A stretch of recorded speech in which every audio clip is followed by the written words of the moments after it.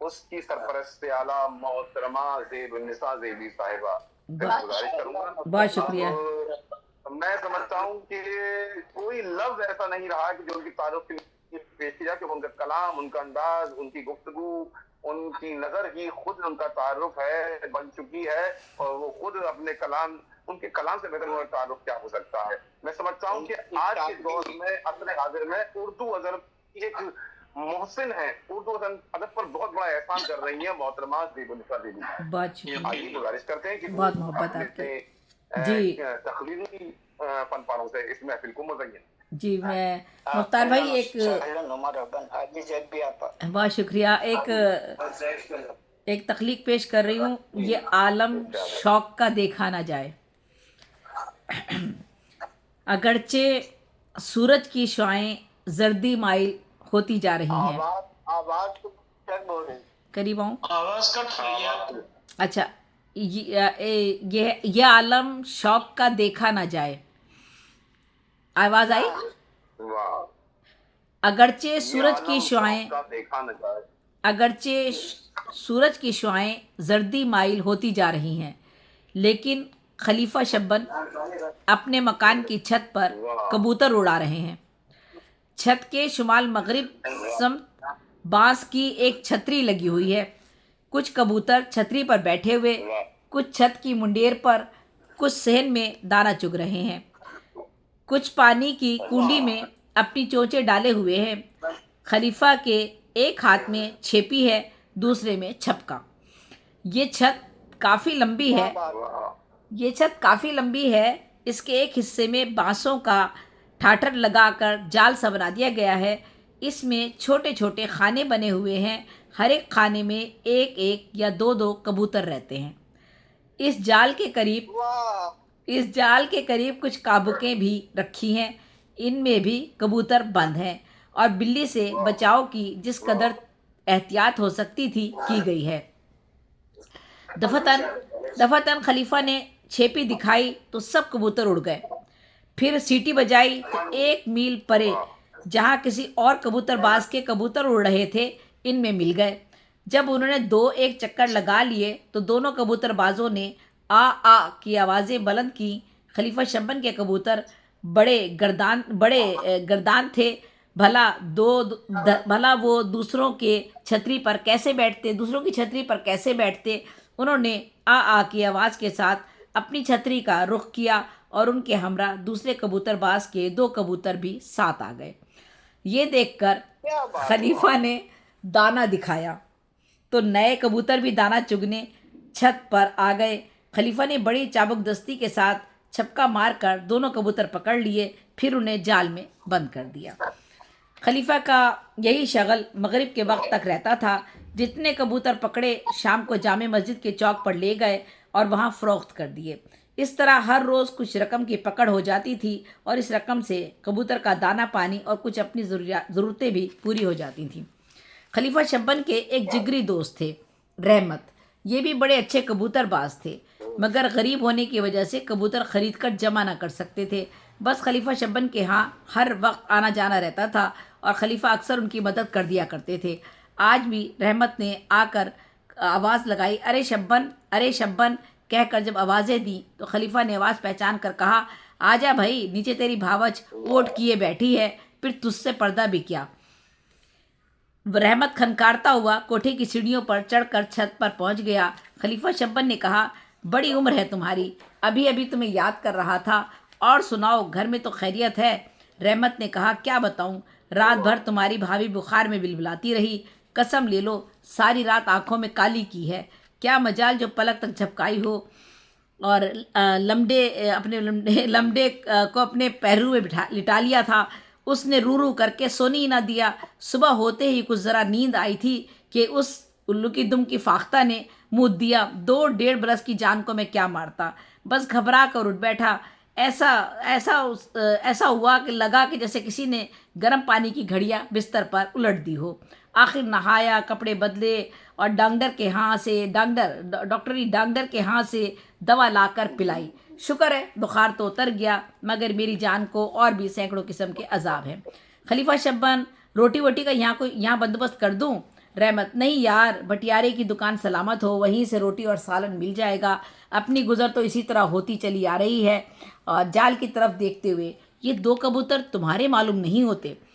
खलीफा शब्बन, हाँ, अभी अबू के ये दोनों मार लिए हैं, एक जोगिया है और एक लालबंद। रहमत कबूतरों को गौर से देखते हुए बोला, यार ये तो बहुत कीमती हैं, कम से कम 100-200 रुपए की तुम्हारी पकड़ ज़रूर हो जाएगी। खलीफा शब्बन, ठीक कहते हो, अबू हाथ जोड़ेगा और इतनी रकम ज़रूर दे देगा। परसों का जिक्र है, औलाद अली के 4 कबूतर इसी तरह पकड़ लिए थे। एक जगला था, एक जमना, एक पलका, एक खैरा, और गरीब रोता हुआ आया तो वापस कर दिए। और अबू से तो मेरी ज़िद है कि कीमत देगा तो ले जाएगा। रहमत, मेरा ख्याल है तुम्हारे पास ये गोले और नस्वारे कोई 200 के करीब होंगे। खलीफा शब्बन, खैर इतने तो नहीं, मगर हाँ, शिराजी समेत हों तो कुछ ताज्जुब नहीं। हाँ, खूब याद आया, तुझे एक ऐसा कबूतर दिखाऊंगा कि कभी देखा भी ना होगा। ये कहकर खलीफा नीचे उतरे और अपनी बीवी की एक चूड़ी कलाई से उतार कर लेते आए। इस चूड़ी का हल्का बहुत तंग था। खलीफा ने चूड़ी रहमत के हाथ में दी और काबुक में से एक कबूतर निकाल लाए। उसका रंग सुर्ख था, मगर काफ़ी मोटा ताज़ा था। खलीफा शब्बन ने देख कर रहमत रहमत देखा खलीफा शब्बन ने देख रहमत, इसे गलवा कहते हैं। ये कहकर खलीफा ने कबूतर की चोंच चूड़ी के हल्के में डाली। कबूतर सिमटा कर चूड़ी के तंग हल्के से इस तरह बाहर निकल आया जैसे साबुन में से तार। रहमत, भाई वाह, कमाल है खलीफा, ये तुम्हारे हाथ कैसे आया?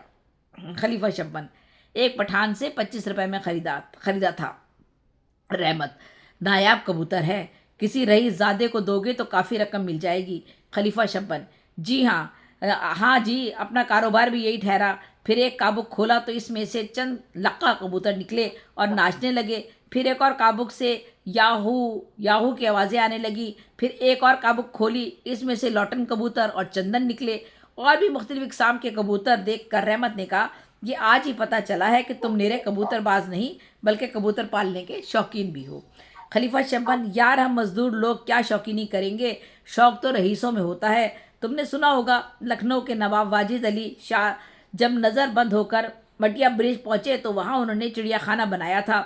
और जानवरों का जिक्र छोड़ो, सिर्फ कबूतरों को लो, जब वो मरे हैं तो 24,000 से ज़्यादा कबूतर उनके चिड़ियाखाने में मौजूद थे। उन्होंने एक कबूतर का जोड़ा जिसका नाम रेशम परी था 25,000 रुपये में ख़रीदा था। अब अंदाज़ा लगा लो इन कबूतरों का खर्चा क्या होगा, कितने आदमी इनकी निगहदाश्त पर मुकर्रर होंगे। रहमत, ये भी तो सुना है कि जब बहादुर शाह जफ़र की सवारी निकलती थी तो 200 कबूतरों की टुकड़ी उन पर साया किए रहती थी। खलीफा शब्बन, ये कुछ ताज्जुब की बात नहीं, ये सिखाने वाले उस्तादों का फ़न था। अभी ये तो हमारे सामने की बात है। मिर्ज़ा चपाती बाज़ारों में ठेला लिए फिरते थे, उस पर लाल पिंजरों का पिंजरा रखा होता था। वही लाल सुर्ख रंग की चिड़ियों से भी छोटी पिंजरियाँ। मिर्ज़ा चपाती लोगों को अपना कमाल दिखाने के लिए वो पिंजरा खोल कर चिड़ियों को उड़ा देता था। वे एक चक्कर खाकर फिर पिंजरे में वापस आ जाती थी। ये सधाने का इंतहाई कमाल नहीं तो और क्या है, आज कोई ऐसा करके तो दिखाए। रहमत, मिर्ज़ा चपाती क्या बात है, वो तो हरफुल मौला था।